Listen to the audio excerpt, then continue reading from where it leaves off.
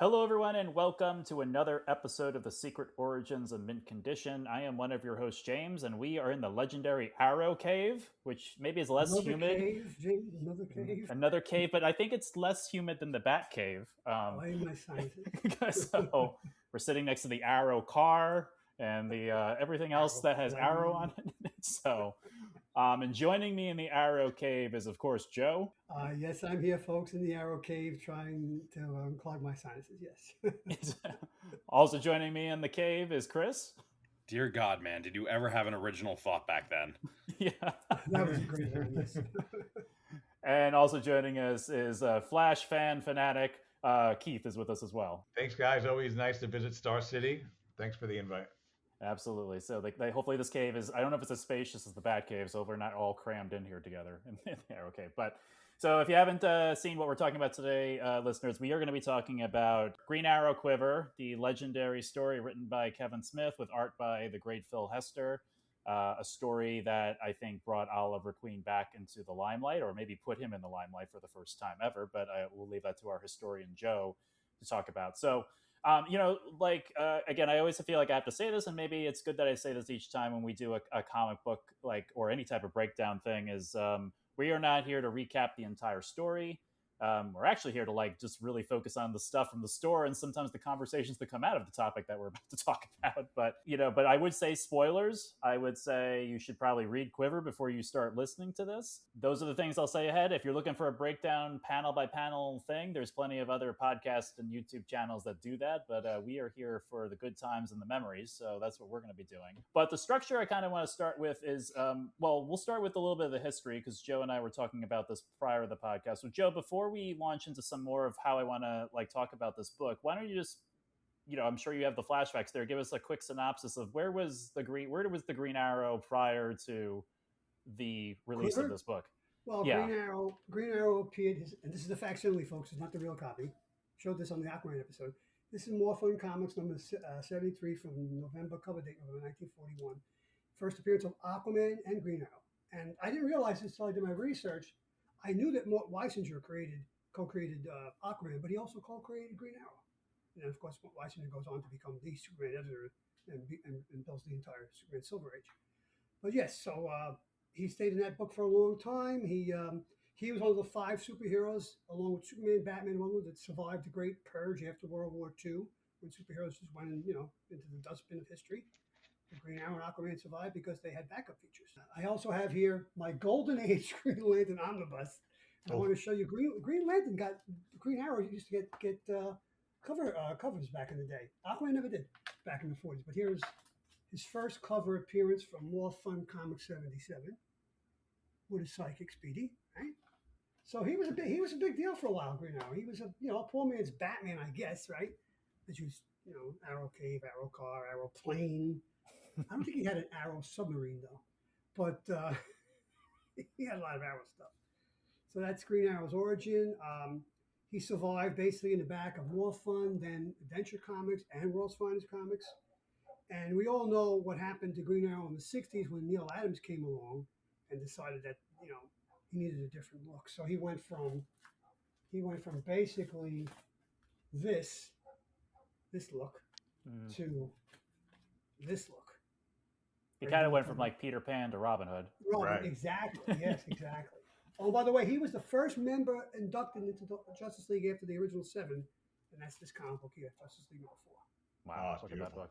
Yeah. So, and he's had some iconic covers over the years, and I would imagine that this is an iconic cover, right? Yep. I used to have that book, I think. I used to have 2 copies. I sold them at the store like an idiot. What number is that of That's Green Lantern, Green Arrow number 76. Wow. And then I think this is the most iconic Green Arrow cover, one of the most iconic covers of the late Silver Age and early Bronze Age. Like Waters of Junkie. Yeah, for sure. I figured that was when you said most iconic. That's the first one that popped in my head. Yeah. So so he's had his ups and downs, but he's been around. He survived. Where Green Lantern, Alan Scott, and the rest of those characters did not. So kudos for his staying power. So I think that brings us up to date on just the flashbacks and Well, I guess where he the only thing I'll say, jumping into this book, Oliver Queen Green Arrow was dead. He died in an explosion, which I didn't ever yes, read that issue, but he was with saving. Or Keith, do you know the what he was? Do either one of you keep know him what? said, sure. Yeah, he was on a plane. I forget the details of the story. It's been a while since I read it. But he was on a plane. There was a bomb on there. He got his arm stuck like on some contraption there, and Superman, Mhm. you know, came there to rescue him and was gonna like, heat vision his arm off to get him out of there quick.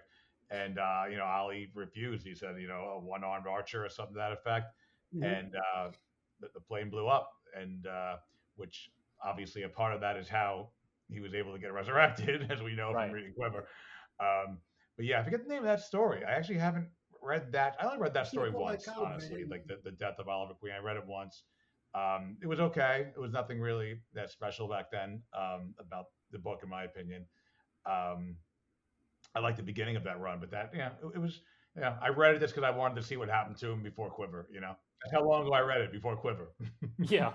Well, I guess my question before we start diving into this is, what was it like? Well, Joe, obviously, because you shared it, you're the worst into the flashback, so maybe this is not a fair question for you. But for Keith, Chris, and myself, what was your before Quiver? What was your familiarity with Green Arrow? And Keith, I guess I'll start with you. Did you like? Was this you read his comics before this? Were you familiar with him or? When I was a little kid, I thought he looked ridiculous. I'm like, this guy looks like Robin Hood or something. I had no interest in it.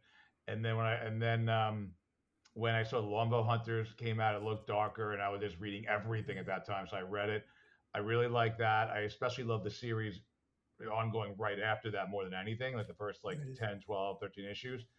And then his appearances here and there. But I was never a huge Green Arrow fan. I would say Quiver, and then after the Archer's Quest. Archer's Quest is my favorite Green Arrow story. But Quiver's what really made me like a huge Green Arrow fan. Okay, Chris, what was your familiarity with the character prior to the release of Quiver? I mean, it was basically nil. I mean, he yeah. I mean, there was nothing to me. There was nothing interesting about him. He's a Robin Hood character. He's an archer. Um, yeah, I don't know that I had much familiarity with Arrow before.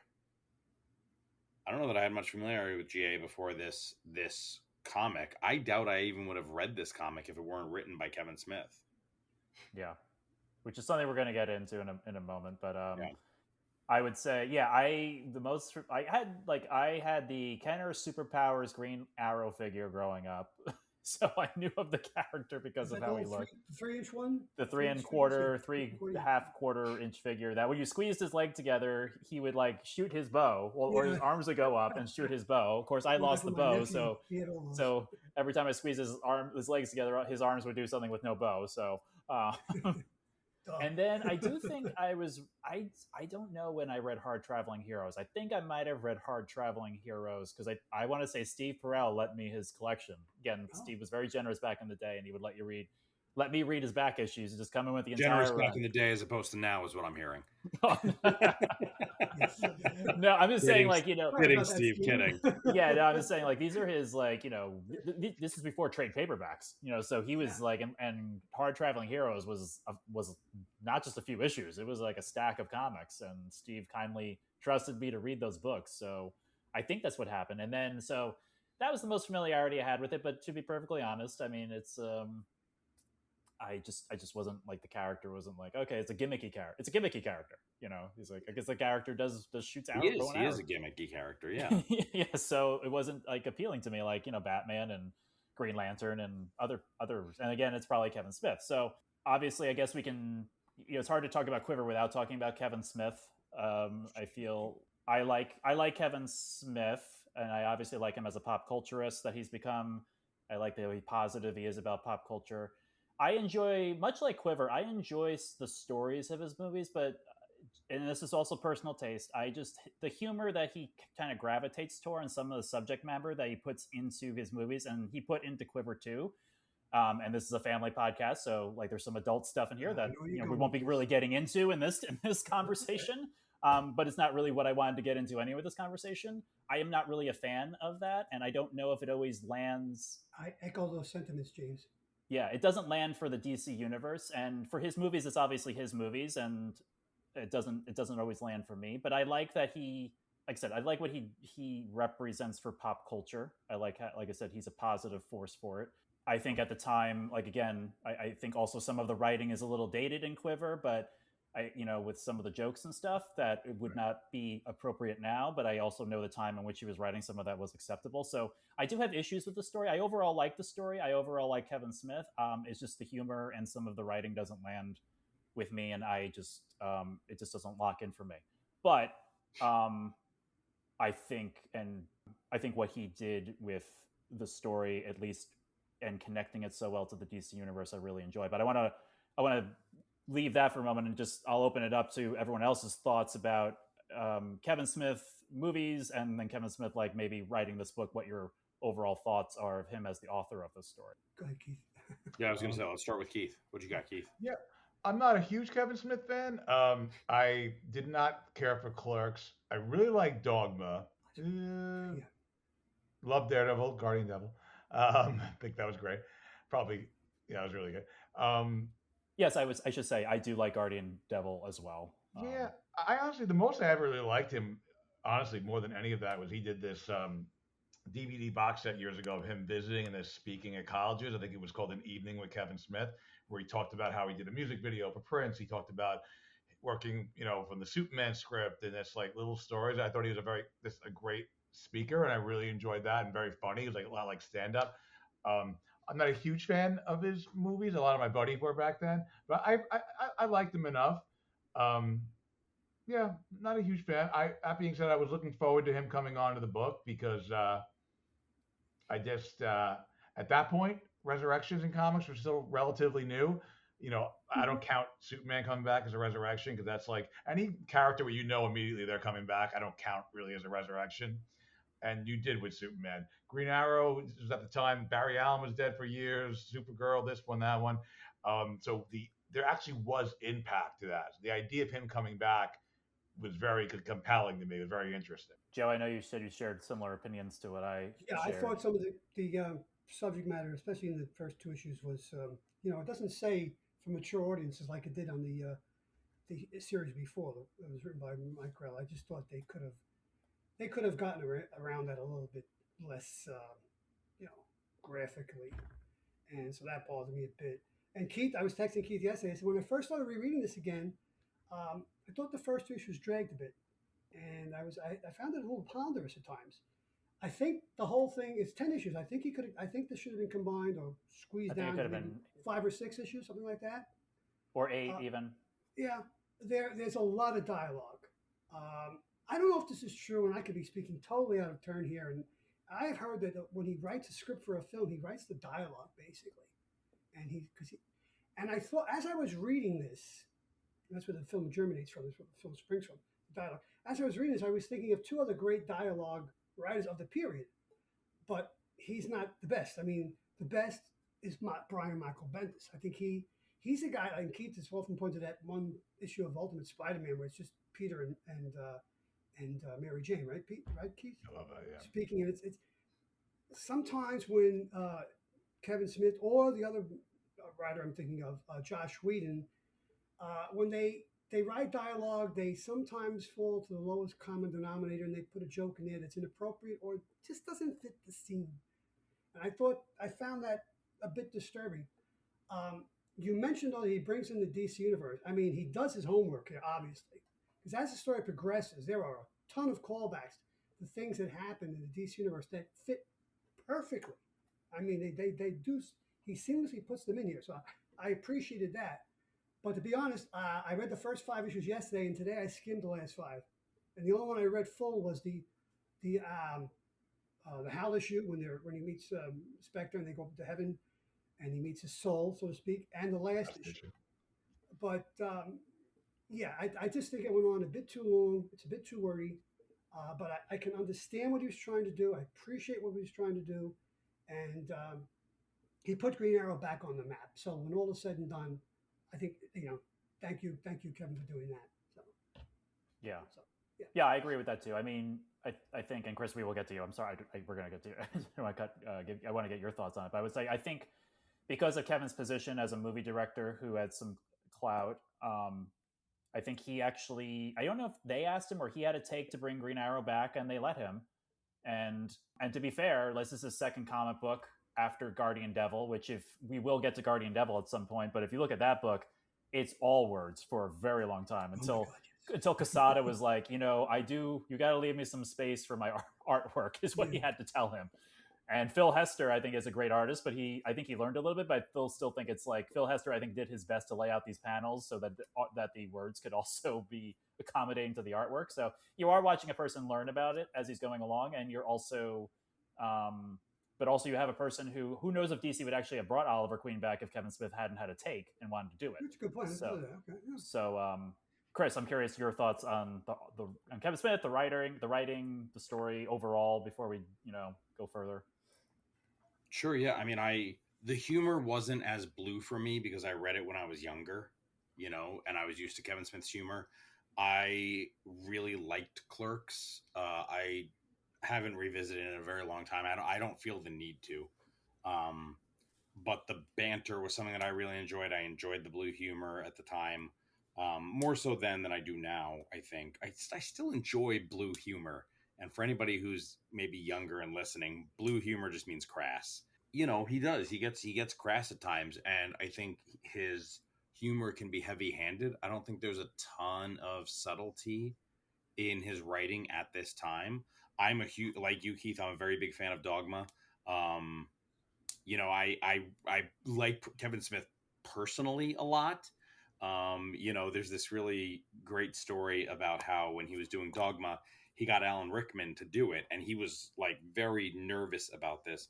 And he talked to his buddy Jason Mewes, who plays Jay, and Mewes never learned a script. He would never learn a script.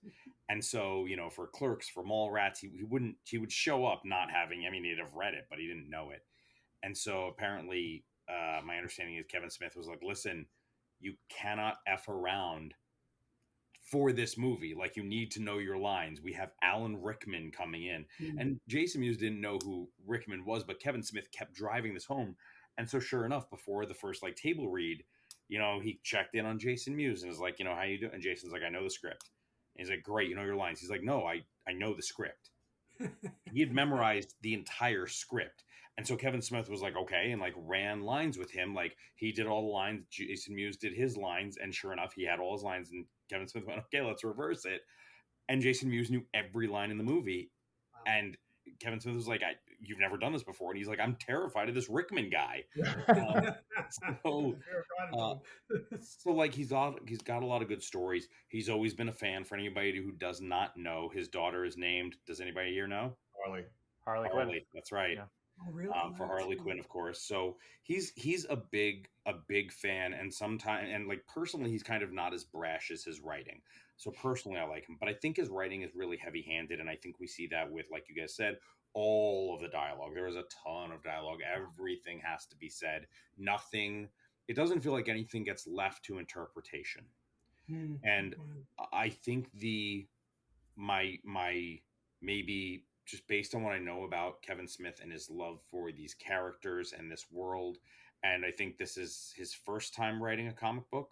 Second, because he did Guardian Devil. He did Guardian Devil first. Okay. I think we're seeing somebody who's still sort of learning how to leverage the form, like you said, James. We're watching him learn in real time. I think his thing was it wasn't disrespect for the readers or the artist. I think it was that he knew he was getting a shot at a character, and it was a big deal. He was getting a shot not just at this character, but he got to bring in all these other characters, and he didn't want to screw it up, and so he didn't want to leave room for interpretation. And so I think that weakens the book as a whole. I do think it drags. I think there's a lot of exposition. I think it's done lovingly. But I do think there's a ton of exposition. So going back and rereading it, it's basically how I remember, because I reread Quiver a lot. I really enjoyed the story. I enjoy all the cameos and the different characters. I don't have the history with GA that a lot of other people do. I had history with the characters around him, so that was sort of an interesting thing to go by. So I thought some of the humor for me still landed. Some of it I wasn't like offended by it, but it wasn't as funny to me now as it was then, because it felt heavy-handed to me. So I do think the story could have been shorter. I think he nails the characters in general. The characters sound the way they sound. Um, yeah, so I think that's how I felt about it. Revisiting it was, it's what I remember. I won't say that it holds up exactly. It holds up to my memory of it, if that makes sense. Totally. Yeah, Y- sure. Totally. Yeah. So that kind of launches me into like the first thing of like our, having now we just both gave our recollections of like what it is, like what we think of it now. I feel like we all probably enjoyed it back then, like when it first came out. Unless I'm mistaken, I feel like when we were, I think this is a book again. This is one of the few books I think we're reading on this podcast once again that we all read together in real time. We're not Yes. revisiting it. We Yeah. actually read Yeah. this book in real time, No, and we I remember Joe coming into the shop, and that was something that it was the episode with the Justice League, when Superman says, and this was something that delighted you, Joe, and delighted Richie, and you were both enjoying the hell out of it, and I was like, okay, but Superman saying "Great Caesar's ghost" before he Yeah. lifts Yeah. up Yeah. GA, and that was something I remember you delighting in. So yeah, we were all reading this in real time together. yeah. I loved it as it came out. I always do. I bought copies for like three of my closest friends every month, and Wow. we like enjoyed the ride together. And um, I loved it. Like every issue, I was kind of glued to my glued to my seat. I feel I feel I probably like it more, I guess maybe I have less critiques than you guys do. Like the language and like the stuff he says doesn't really bother me. It didn't back then at all. Now I'm more aware of it, but it doesn't bother me, which is kind of unusual because I absolutely, I know he hasn't cursed. No one curses in this, but like when I see like a superhero, especially a DC adaptation, and they curse in it, it drives me nuts. I Mm. absolutely hate it. Like I love the Superman, the Super Sons movie that came out last year by Jeremy Adams.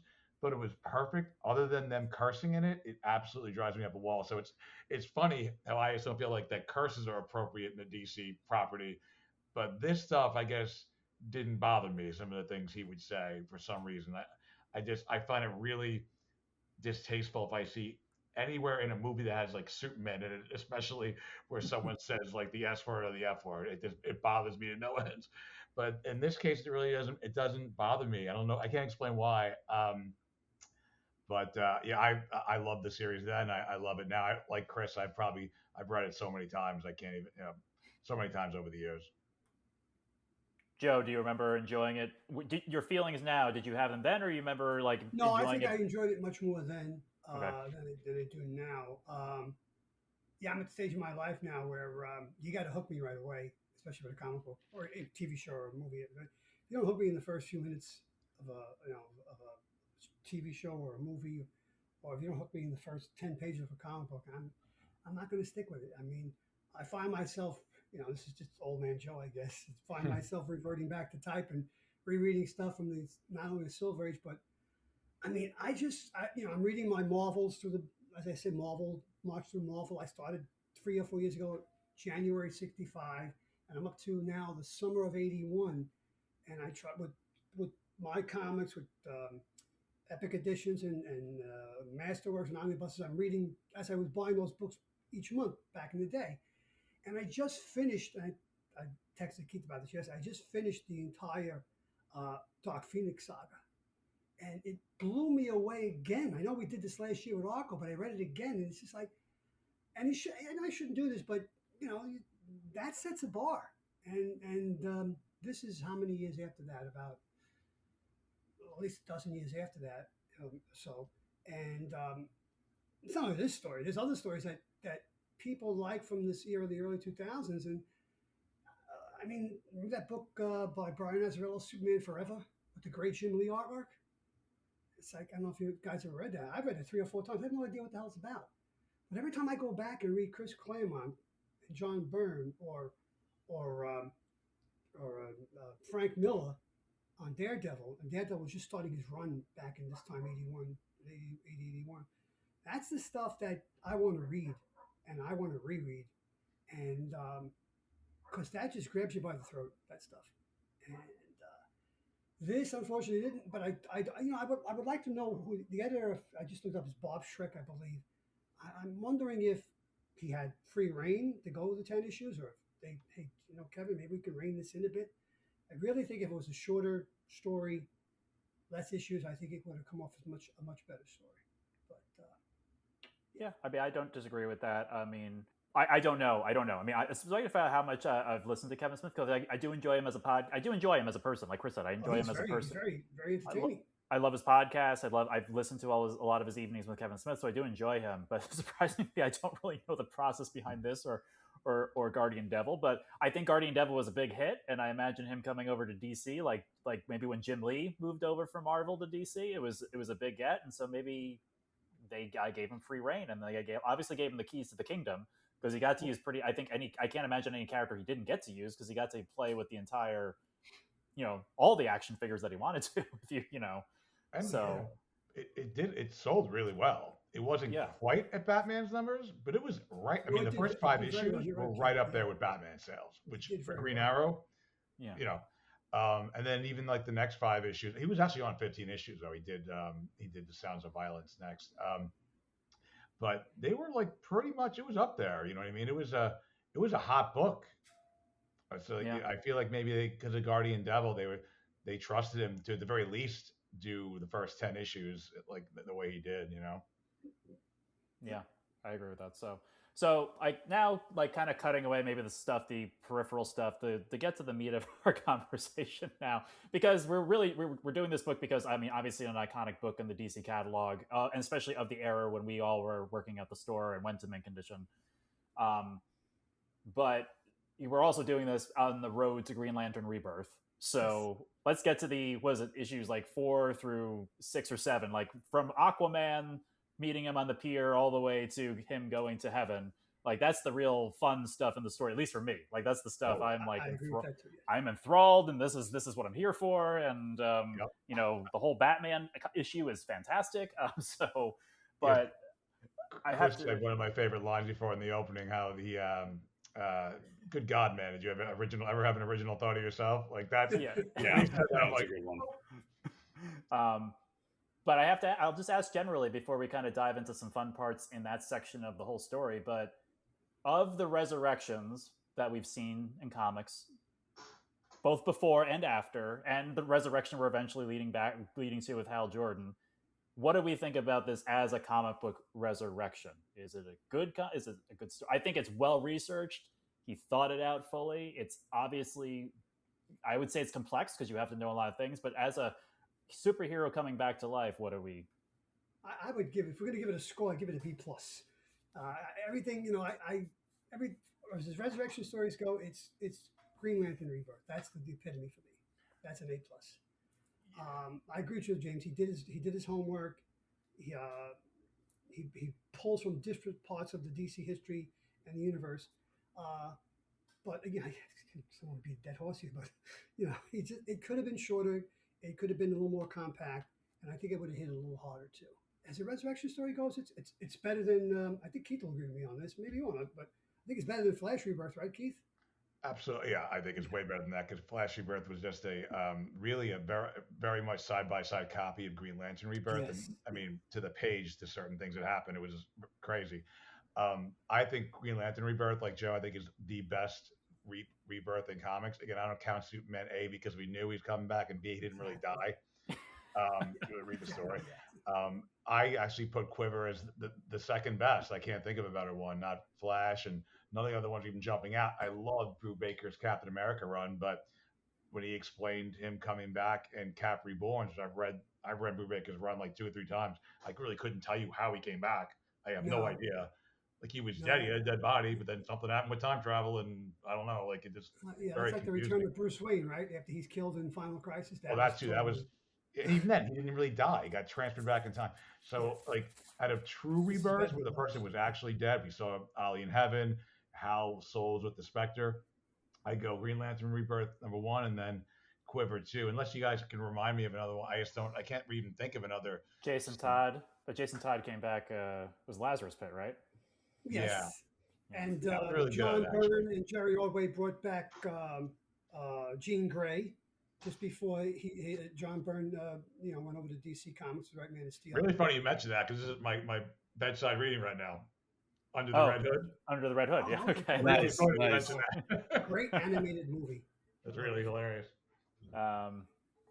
Yeah. I mean, Yeah, because it is funny talking about. It's a whole other subject. We do a podcast on like superheroes were supposedly dead who weren't really dead, but it's like Bucky coming back. Bucky real actually wasn't really dead, but so So Chris, who where does stayed dead? this Only Uncle Ben, right? Only Uncle Ben stayed only dead. Uncle Ben? Well, I mean, technically in the Spider Verse, he's alive in different Spider, Yeah, but don't get me started on the Spider Verse part. but the prime Uncle Ben is still dead. Chris, your thoughts on superhero resurrections and where this stacks story wise or way he was brought back? Yeah, I mean, listen, I've got less experience with this than all three of you, especially you guys, Keith and Joe.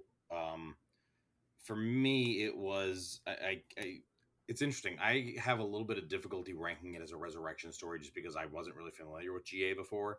So it's not like, oh, I missed him. Oh, I'm glad he's back. It was none of that stuff for me. It was Mm. kind of like I was getting a new character, you know. But for me, I think for my money, I give it an A minus because I think this wasn't a rewriting of history that I'm like, okay, so we saw him fall from a really great height and he hit the water and he should have died when he hit the water, but he didn't. Okay. It didn't feel like that, right? It's exactly what you were saying, Keith, which is we know he died. Nobody's saying he didn't die. Kevin Smith is not rewriting, oh, he somehow got out of the plane, he got teleported away, he went to War World and fought alongside Hulk for a while. Like, there's nothing like that, right? It's he died, and then it is absolutely in line with the two characters I have, and this is where I am a little bit grateful for the extra dialogue, is it's totally in Hal's character to try and fix things one more time. It's Oh yeah, totally in Hal's character to that's think I'm doing the right and Batman accuses of him of this all the time of like you think you know what's best for everybody else and that's what you base your decisions on and this is why I don't trust you, right? And this is also why GA used to call GL a fascist, right? Is yes. because he's like I think people should get to make their own decisions and you're going around playing space cop. And that was the dynamic of the two of them, especially when they were on the road together, right? So Mhm. the notion of him not asking exactly, he kind of asks, right? He kind of asks Ollie, but then brings back the husk anyway. And then it's Mm. just like Ollie to be like, "No, man, I've earned my reward, and that seems like a lot of work to come back. So you do what you want, but like leave me out of it." As though he somehow has nothing to do with any of it, right? So it for me, it really, really fit those characters that that's what they would do. I could see that happening, and there's no rewrite that happens that now like somehow alters a character in a way that I'm like, oh well, I always believed this character had that kind of conviction, and it turns out he didn't, right? So I think overall, as a resurrection story, and it doesn't undo any of the sacrifices. It's not like, oh, everything is undone. It was just a dream, right? So I think it's really respectful of the history. I think it takes a new and unique approach to how to bring that character back and the difficulty that comes with that. And I say, at that point, it's like, welcome back, Oliver Queen, because I think it was done in a really good way. So yeah, for me, it's an A minus story. I think um, could have done with a little bit less verbiage, and it wasn't terribly complex as far as stories go. Like there wasn't a like at the time though. I will say this: at the time that I was reading it, it was really enjoyable to watch the thing unravel. So I'm maybe more like you were saying, Keith. I do think I'm more critical now, and I don't think I necessarily need to be that. So at the time, it was fun watching it unravel and then come back together.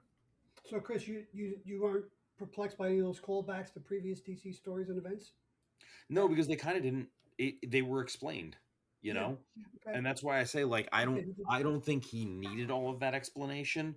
But for a reader like me, it gave me context. But I also don't necessarily need to know a lot of that context. Like the inside baseball is it's fun, um but strictly speaking, like you guys knew who when we were I remember when we were reading, you guys were like Stanley's monster and I was like, Yeah, I have no idea who that is, What the hell right? is So you that? guys had to explain it to me, but I didn't need that insider baseball to like get it. I got it. I didn't always appreciate all of it, right? So no, I didn't really feel like I was missing out on too terribly much. That, Yeah. that You could ask Stanley's Monster is Flavor a heck of if a you pull know it, from but Jeff DC's Johns said it backlog. years ago at an interview I listened to. He's like, it's like when it comes to anything else in life, like if you walk into a story that your friends are telling, and you don't know everyone's backstory in the story or what they Right. did here and there, it's not important to the story. Can it add more like color or something like that, or if it's really that relevant, like when they show the explosion and then the DNA being on Soup's Right, right, clothing. Of course that, but for so much of it, it's just like a nice little friendly callback and to add flavor. Like I watched the right, Invincible show with my son. There were no Invincible comics prior to that series, so when they show you something that happened in the past, it's just it's something they're making up for background anyway. You know what I mean? right, So I right, look at it right. like that. It's kind of like I read Crisis the first time without knowing anything. I pick up a lot of books that I never read the backstory before, but I always just look at that like Jeff Johnson. Like you don't know everyone's backstory in your life when you walk into a room. Like it doesn't mean you can't enjoy the story or what's going on in the room. It's Right. just I Well, you know yeah. I think maybe for some. I think that's hard to do if it's like a mystery story because you assume everything fits in a Yeah. perfect place and it could apply to to the mystery. But yeah, no, That's Keith. That's my origin with Silver Age comic books when I was 10 years old. I knew who Superman was thanks to the TV show and Batman, which premiered a few months earlier that year. But I had no idea who the guy with the holding the hand up saying, "Stop! Don't pass this book up. I'm going to die." Who's this guy in a red suit? Right. I had no idea who Green Lantern was. I didn't even know who Wonder Woman was. Duh, really? I didn't know who Wonder. I was only 10 though. But and Hawkman and Adam, and then a few years later, Spider Man, the fantastic. I didn't know who any of these characters were, but I was able to dive in head first, and yeah, I fell into their world. I accepted it, and I became part of it, and here we are, 60 years later. So, I think people forget that now because like they won't jump into a show. Or I've heard people say they won't watch an MCU movie because they didn't watch stuff before that. But I think people forget that we all grew up in a time where you couldn't rewatch older episodes, and I jumped into Yes. Seinfeld at Thank first, you. season 4. it's a good point. Yeah. Thank you. Yes, absolutely, Keith. You hit the nail on the head. I think about it a lot with regards to. I don't really play video games anymore, but I think about it with regard a lot with regards to video games. That growing up, when I was playing video games, you just kind of had to figure out what the buttons did. There were only so many controls, and they were side scrollers, but like you had to figure out what they did, and then you also had to like if you're playing Super Mario, there's no save point. You're playing until you die, and then you have to remember stuff and then try it again. And that's not to say that video games were better then than they are now, because now you say they do auto saves and there's a lot of complex stuff, and they do tutorials to walk you through a game, blah blah blah blah blah. Right? I'm not saying games were better then, but there was this aspect of what, figure it out. We're throwing you in the deep end a little bit, and you're smart and you can figure it out. And if you don't like doing the thing, then just don't do the thing, and that's okay. It's recreational, so you don't have to consume this, right? And so I agree with you, Keith. I think there's that context of I figure it out, and you know what? I'm not saying this is. I think there's some feature and some bug stuff going on here, um, but I think it's a little bit of a feature that if I didn't know who Stanley's monster was, I went and I asked my friends. Yeah, So there was conversation around it. And I don't think there's anything wrong with that. So I think it's okay to not get every joke. When I was younger, I loved Who Framed Roger Rabbit. I loved Who Framed Roger Rabbit so much, but for the life of me, I did not until I was older understand the whole. Oh, my uncle had problems with his probate, and he had to take these big pills and drink lots of water. Why would I know what that joke means as an 8-year-old or as a exactly. 10-year-old? But that didn't stop me from enjoying the movie, right? So I don't, and there are also a lot of inside references. There were characters in the movie that at the time I didn't know. I knew most of them, but like I didn't know who Betty Boop was. It didn't stop me from enjoying it. So that's my very long-winded way of saying, like, yeah, Keith, you nailed it.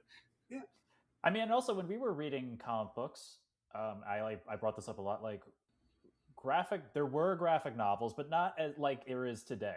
Like, so you had to, like, if you wanted these stories, like There was no guarantee it was going to come out. right, and I had to read Final Night. Like, I think I had to read the collected issues of Final, like in Final Night after this, and I had to read the actual Green Lantern books of when Kyle gets the ring and Hal becomes Power. Like, I had to read all those, like, find those books and read them. It wasn't Right. like I could just go and take. I think eventually there was Emerald Twilight or Emerald End or whatever, but like most of these books, to like get more context for this story, I had to go find and Right. yeah. No, I mean back in the day, my father, my mother, and I fought over the one TV in 1971 because she wanted to watch Peyton Place and we wanted to watch All in the Family. So what happened? Mom won. So, Yep. but we had something called reruns back in the day, and All in the Family did not do well when it dropped in January '71, but when CBS reran it in the summer, people like me and my dad glommed onto it. We watched it. People all over the country were watching it, and it became this humongous hit. So there were ways around. Even back in the Stone Age, there were ways to find things that you couldn't. Hell, I would go to the library. If Sure, I mean, sure. I would look up who the heck is Alan Scott, and I'd look up comic books and hopefully the encyclopedia or something there had something about Golden Age comics, and I found stuff that way. Yeah, I'd walk over to the library and look things up. I know today you just push a button, that's it, or you scroll, but it's not like we lived in the Stone Age. But Right. yeah, I'm curious. I think I know obviously know the answer to it, but with the way we've been talking about the writing and everything, I think. Do you guys? I think that this book benefits from the fact it is a DC Universe book. It's not a Green Arrow book. It's a DC Universe book, Right. and I'm wondering if that's what the appeal of it is. Like, if it was just really Green Arrow and his family, and it only had to do with them, do you think it would have been as good, or is the fact that it exists? It's almost a DC event. Like, it's an event that It yeah, is. I didn't think of that. it's Wow, event. So I'm just curious. Like, do you think it only works because it's an event, or you think it would have worked if it was just the Arrow family? I think it would have been as good. I don't think it would have sold as well. Yeah. Yeah. I mean, I agree with that. I think you could have brought in one or two characters and, someone like Etrigan, bringing him in just to give that mystical context. Otherwise kept to the family. Yeah, you totally could have done that. But also, I don't think it would have worked as well. It would have been another one of those stories that, like, how is at this point in time the Justice League? How do they not know something is going on? I'm Right? glad you said that, Chris, because I'll let you finish, but I have a point about that. Yeah. But I mean, we see that all the time. Like, it's one of those, like, okay, why is nobody getting, why does Spider-Man have his own movie and nobody is getting involved? Like, we understand why they have their own stories, but this notion of, like, this is a world-ending thing and it's pretty public and nobody's showing up to help in the city with at least 57 superheroes, right? So I think it would have been fine, but I think making it an event was the right way to go. One of And my I agree with favorite, Keith, it would not have sold nearly as well if it was just keeping it in the family. one of my favorite sequences in the series is when they bring him up to the JLA satellite.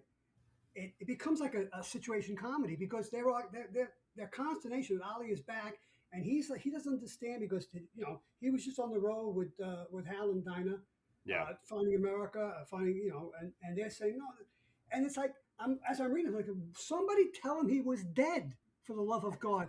Because they're going back and forth and it's escalating like an I Love Lucy episode where there's something's going on and people don't understand and it's just snowballing. And finally, of course, Bats knocks him out. And Hilarious. Him catching the arrow and knocking him out. And then, the whole comment, like, I could have caught that arrow. Yeah, Wally.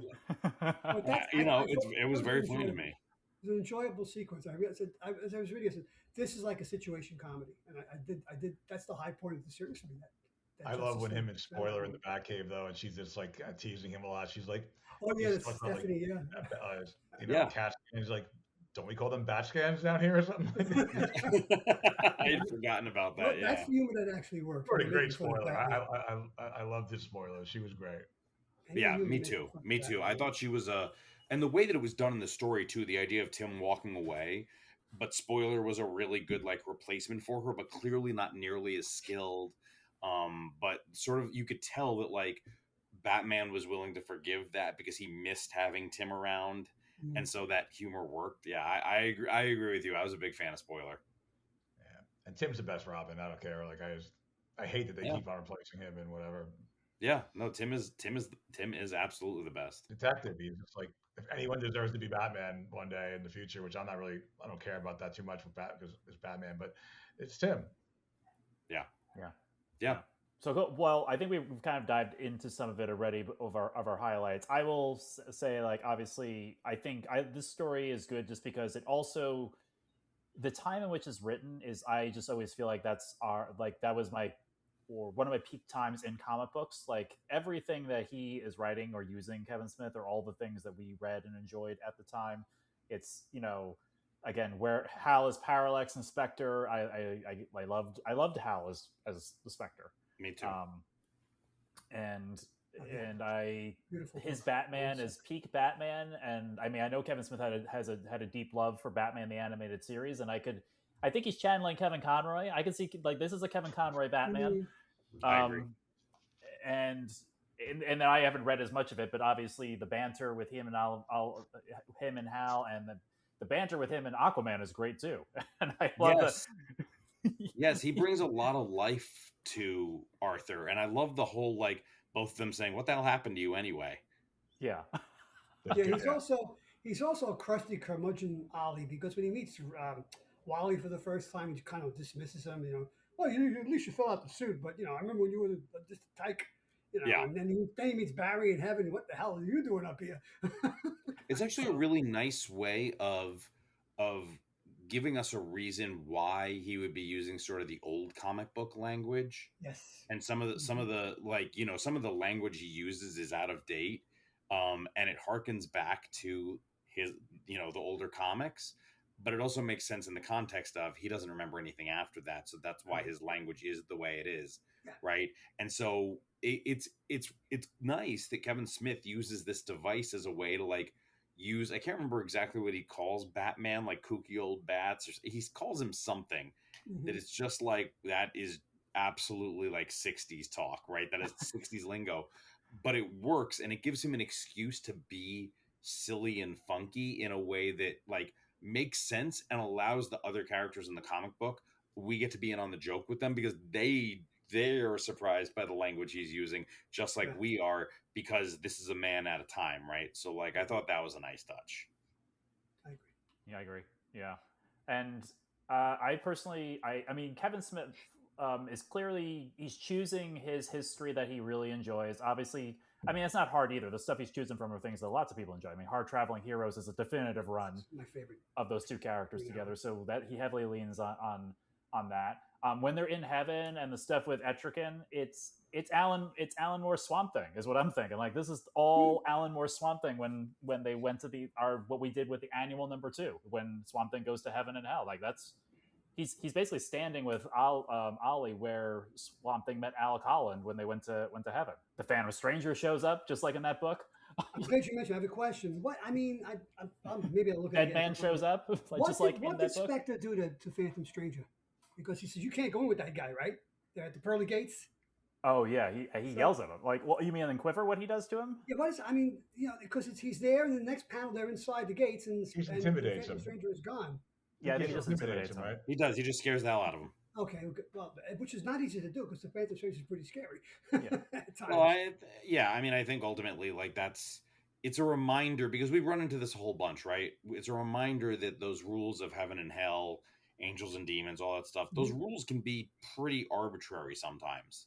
And so I think it was that reminder of like, you don't just get, and it's interesting too because it's that dynamic of Hal breaking the rules, Mm. which is something that he would do really frequently. So Yeah, yes. yeah, I think it's just an excuse to use those characters, and then Phantom Stranger's like, okay, yeah, whatever.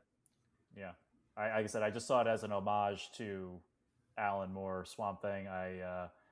I don't think to go to like the rules of like heaven and hell and different specters. I don't think this Phantom Stranger of Alan Moore would have been intimidated by the Spectre. Not at least what we were reading when we read those books recently. Sure. Mm. But for the story, it works to, as you said, Chris, to show that how even when he's working as the Spectre, he's still breaking rules all over the place Yeah, for Yeah. because it's now. what he views as the right thing to do at the time. Right. Uh, Right. I think it's interesting also that I really have no familiarity with the character before Quiver. Um, it seems like Oliver Queen was a man who had a lot of convictions and was pro social justice, which is all Mhm. good. But he Yes. also was a man who was a Lothario and sort of abandoned his child and didn't always take easily to responsibility. Yeah. And this is a sort of reckoning with that in terms of like you like he recognizes he did wrong, but he doesn't want to face it, and he's also called out on it. And I think it's like a good thing. Like this is part of the story where Kevin Smith I think is trying to course correct the character for a modern age, maybe of like this is an Oliver Queen who's eventually when he gets remerged with himself, he's making a decision to come back and save the son that he, I guess, from what I understand from doing some research with this story denied for so long. Yes, he And did. he actually comes back and saves him at the end. So I kind of like that story is like it's a resurrection redemption story, if that makes sense. I feel like that's what Yeah. Kevin Smith is trying to James, do. did you read Ollie is far from The being a Archer's Boy Quest? Scout. I don't think I've read Archer's Quest. You should read that. It's Brad Meltzer. It takes place immediately after Kevin Smith's run. It's issue 16 to 21, I believe. Last summer, that's very good. Yes, It's in a lot of ways, it's kind of also a part of his resurrection. It's more of an emotional journey where what he does is he teams up with Roy and they go searching for certain of his items he owned before he passed away. And he asked Roy to go with him and collect all these items. What was that? Very Sandman-esque. Yeah. And there's a reason for it, though. There's a really important reason. It's kind of like there's other stuff going on there. There's great memories, there's great fights, and this and that going on. But ultimately, it's probably got more depth to it than Quiver does. Like you really learn about his character more there, how more complex it is, and the beauty of Ali, I always thought is like he's a hypocrite. He's got these great ideals, but he cannot live up to them. Even after all this, even after Meth was wrong, which Winnick writes them, after all his talk about treating women the best way, he cheats on Dinah again. Like it's just like he's a complex character, and there's something in that. I really can't recommend The Archer's Quest enough. It's so good. but that's what makes him relatable, I think, because because we all struggle with that. We want to be our best selves, but more often than not, we fall. And I'm going to quote Batman Begins. What do we do when we fall, Bruce? Yeah, we get right back up. Right? Yeah. So Ollie got up a lot. Yeah. Well, it shows he made it to heaven. Yes, he made it to heaven. At least, not only Batman's going to make it up. The guy's going to make it. Well, that's why in an alternate story that I always pitch, like Batman should be the next Spectre. Right. Yeah. Oh God! Good, Will help everybody. Batman becomes a Spectre. Yeah, it's like you're not kidding. It's like 3 or 4 people left on Earth, and that's about it. I think that whole chunk there of Hal going to try to convince Ollie, which again, I also think it's. I think we're seeing, like, I don't know if Green Lantern Rebirth was still in the works at this time. I'm guessing it was, because you are seeing, even in this book, from Final Night, which we made a big jump to. We didn't read Day of Judgment for this podcast, at least we didn't yet. To jumping to this book, you do see an evolution in Hal's sort of thinking, and like mindset is changing towards redemption, and I think he is, like, even though he's still trying to control the situation, and he's trying to manipulate Oliver Queen and Heaven to come back. He is pushing him to do the right thing. Like, I know you say you didn't want to come back, but maybe we should revisit this just a little bit. So I'm giving him the choice. He is giving, Yes. He wouldn't have done that during 0 Hour, Oh no, he would have zapped him right back.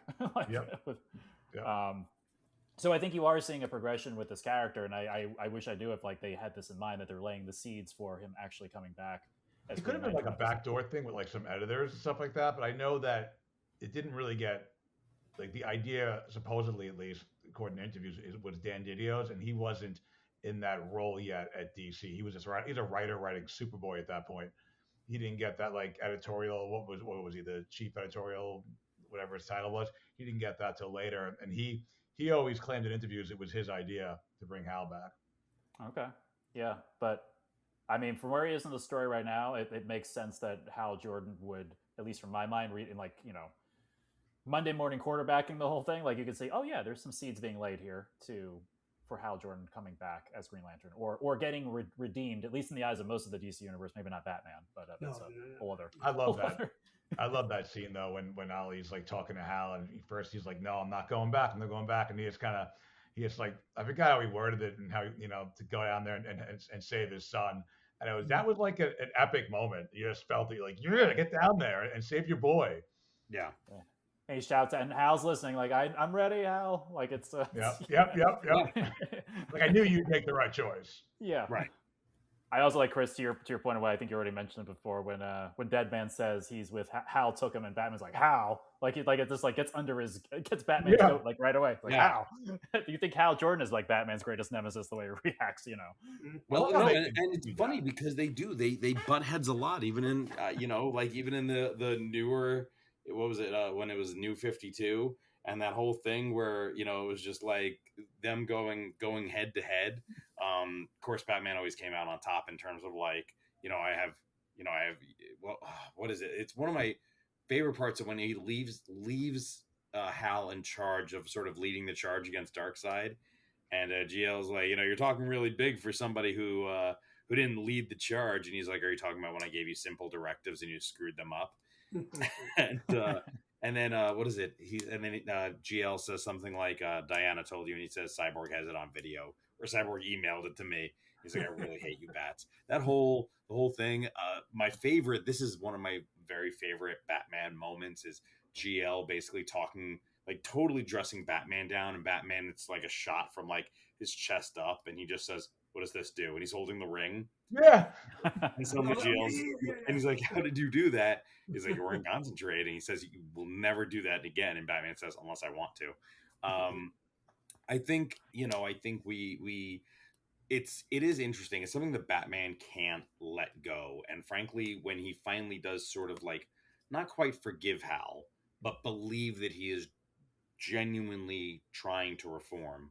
I think that's a big moment for Batman. I like Batman as a sort of barometer where everybody's just happy they're back, and Batman doesn't trust any of it. Even in terms of like examining GA's body, I love that. Is still one of my favorite moments. I think for a long time when I was using AOL Instant Messenger, that was one of my little away messages. Was when Green Lantern sucker punches Batman and says he'll hit him again, and Bruce says the first one was free. The next one will cost you dearly. Yearly, yeah. And I'll just sort of puts his hands down and says, "What the heck is going on around here?" Like, I don't know where I was going with that, but you were talking about the memories and a lot of good dialogue there, a lot of good moments there. Yeah, there was so many good moments in there. Yeah, I don't necessarily. I like it as a story device. You could go deeper onto like what is going on with Batman that he's so hard to like obviously forgive or accept that someone has changed. But like the comedy from that for this book is great. It's very good, but also it's what I can't remember, Joe or Keith, one of you were saying it earlier, but I mean, Batman's also a hypocrite, right? Yeah. Just like Ollie is a hypocrite about his ideals, Batman's a hypocrite about his. He holds himself above everybody else, and like everybody kind of has to put up with it because of how scary he is, but also, oh yeah, that's what I think that's what Ollie calls him, is something like the groovy spook or something like that, and it's like, okay. But it's that hypocritical nature of like, this is somebody who can't be trusted. It's like Batman can't be trusted, like for different reasons. Oh, but right, because Tower of Babel had happened after Yeah. already. Yeah, because it doesn't spoiler bring someone brings it up in this thing that he talks about. Didn't you do that? I'm pretty sure it's Spoiler who's talking about it when he's like examining Oliver's body, and he's saying there should be like scars here. This should be from when Eclipso broke his wrist and like stuff like that. I'm pretty sure you're right. I'm pretty sure it's Spoiler who brings it up. So this is in the wake of Tower of Babel. We know that Batman can't be trusted.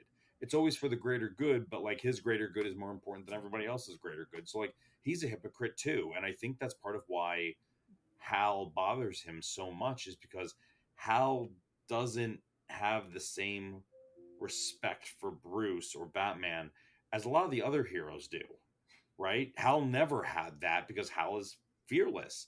So Batman's chief tool is ineffective against Hal.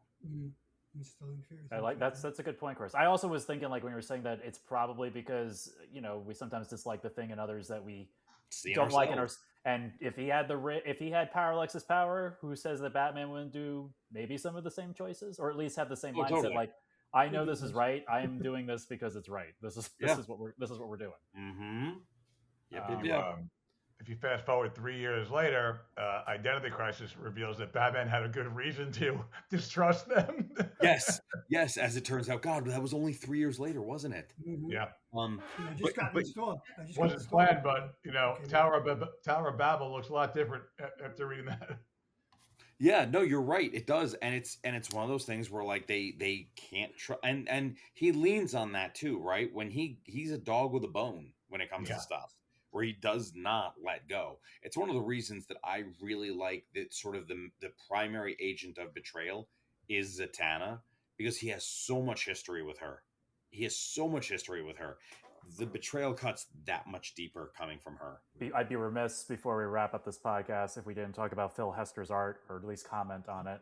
Totally.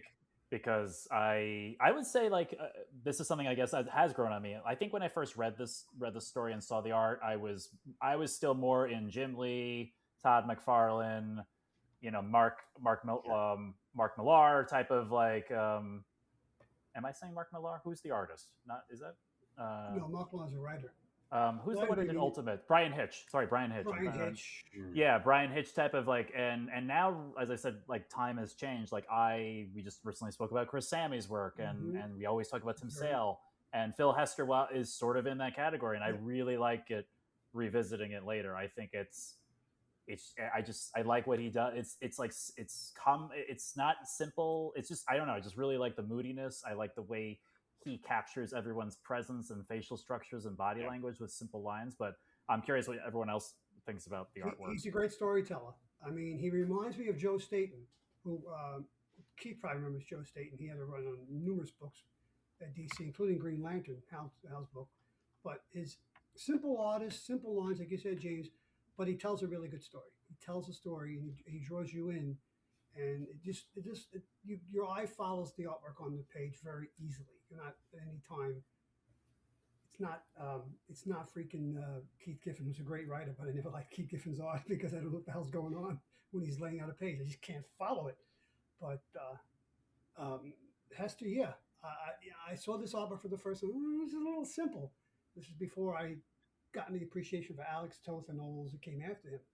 But now, I put Phil Hester in that, like you said, in that category. And Alex Toth, Chris Samney, Darwin Cook. Yeah. People Darwin. like that, yeah. Simple, but great storytellers. Great storytellers. Yeah, I really like Phil Hester's work a lot. If that would have came out 10 years prior, I probably wouldn't have, because I'm actually like I think it's similar to like the animated universe's art in a way. And I hated that when I first saw it. I hated it when I first saw the Superman animated cartoon with the big chin. I'm like, what's going on here? I fought that for like many years, and now and then I loved it. But if that would have came out in 1991, I would have been like Phil Hester. I'd have been like, what's this garbage? But I loved it from the page one. I thought it fit the story in a way. Like I wouldn't want some like hyper realistic kind of art in this story.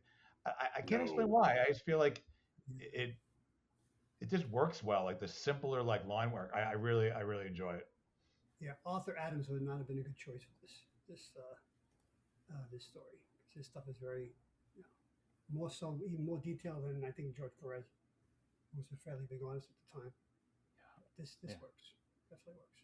Now, George Perez is an artist I think that could draw any story and it would work.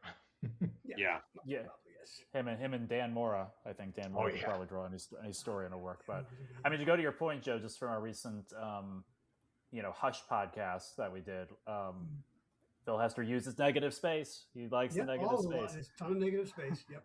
Yeah. Black lines, shadows.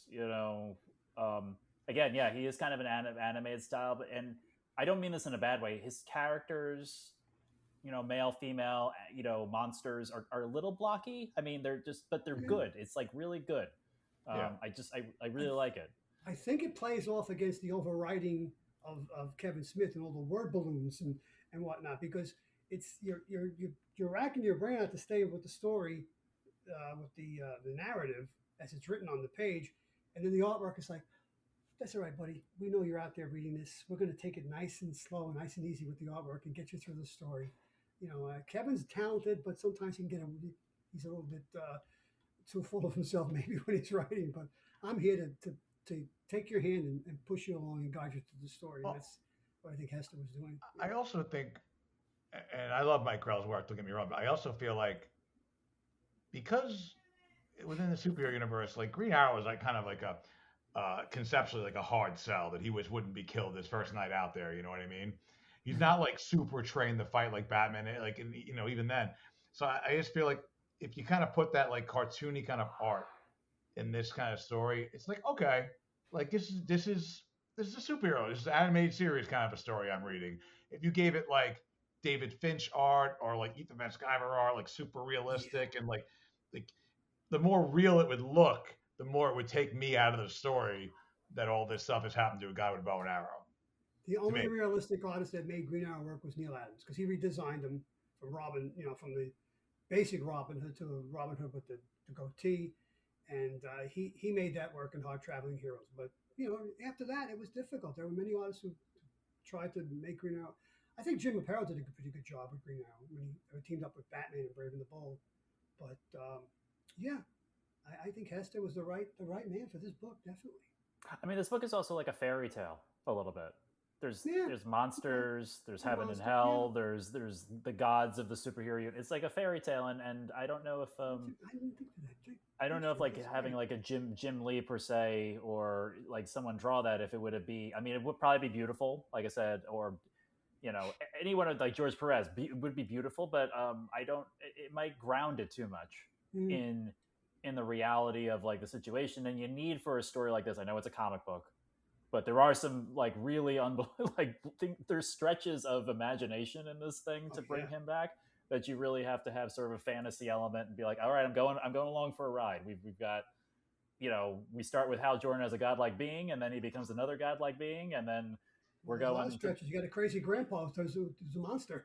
right. Yeah, we have a lot to do in this book, and I think grounding it would make it would hurt the fantasy of the story. Well, listening audience, I think we've done it. We're almost Yeah. ready to take the Arrow car out of the Arrow cave. I'm sure Ollie won't The mind. big yellow arrow car. Yeah, we got the Arrow car Give me a here. second. Maybe I can find it in here. but There it is. Look at that. Joe will have to Can send you me see a that at picture the of the bottom? the big yellow Arrow car. Why wasn't it? Why didn't it be green? You would think the green be green. Exactly. It should have been green. It's the green arrow, not Like the that's yellow where he arrow. draws the line in terms of Well, there branding. was a character in the golden age by another company. I think it might have been Fawcett called Golden Arrow. So, but he didn't have a Um, car. I don't think he I did mean, listen, anyway. these are the days of Spidey's buggy, right? So, right? Oh, the Spider Mobile. Oh, gosh. so And They that's had that some good toy. stories, actually. When yeah. And he's chasing him Superman's over what Manhattan. spaceship with the fists on it or something? Oh, the Supermobile. But The but Supermobile. yes, yeah, Yeah. that comes So up once in a while. They bring that back every once in a while. It was in the Superman Unlimited series that started last year by Dan Slott. He brought it back for a couple of issues. and McFarlane remade it for his superpower line. McFarlane brought that Yeah, back too. I So used to have one. I don't know what they do with it. It's a little die-cast Supermobile. I wish I could find it. well, before we again drive out in our yellow Arrowmobile, any final thoughts about Quiver? Yeah, as I said, it achieved what it was set out to do, which is a resurrection story. I think it could have been shorter. I think there could have been less dialogue, but ultimately, I think Kevin Smith, got the assignment and did justice to it. And as I said earlier, I don't know if we get Green Arrow again without this story. I think Well, I was gonna say I think this. I mean, I don't know this for a fact, but it's gotta be related. I don't think if this was as successful, we obviously would not have gotten Arrow. Yeah, the TV show. Oh, very good. I didn't think of that, James. Yes. Okay. Yeah. Good point. Yeah. I mean, I know they were probably going on the seat. I know from Greg Berlanti they were looking for heroes that the DC universe would allow them to use, but I can't imagine if Green Arrow wasn't somewhat popular, that would be the character they would have gone for. Hmm. Um, Keith, any final thoughts? I loved it. I think for me it holds up even despite some of the dialogue. I think it's a great story. I think it had a lot of heart. Yeah, I'm a big fan of Green Arrow Quiver. Yeah, listen, I hope I leave despite the fact that I had some thoughts about the story. I do like the story overall. Sure. Obviously, as a Hal fan, it's a big part of the mythology for Hal, I think, and Oliver Queen's a big part of Hal Jordan's mythology, just in general. So I think again, we're doing this. We're going to be getting to Green Lantern Rebirth soon. I don't think you could talk about the road to Green Lantern Rebirth without doing Quiver as Gorgeous part of it. story, Green Lantern Rebirth. Agreed. So, Chris, unfortunately, we lost Chris. He took the aeroplane, so he's already left the cave. But I would not Chris, get in that plane, Ted, by the way. but That plane, yes. listening audience, if you enjoyed this episode about Quiver, we'd obviously love to hear from you. So however you're listening to this, you can usually leave a comment, but if you can't leave a comment, a rating and review would always be appreciated as well. We have our Discord that is ongoing, so if you're interested in joining the Discord, secretoriginsmc@gmail.com. We thank you for listening, and we will speak to you on the next episode.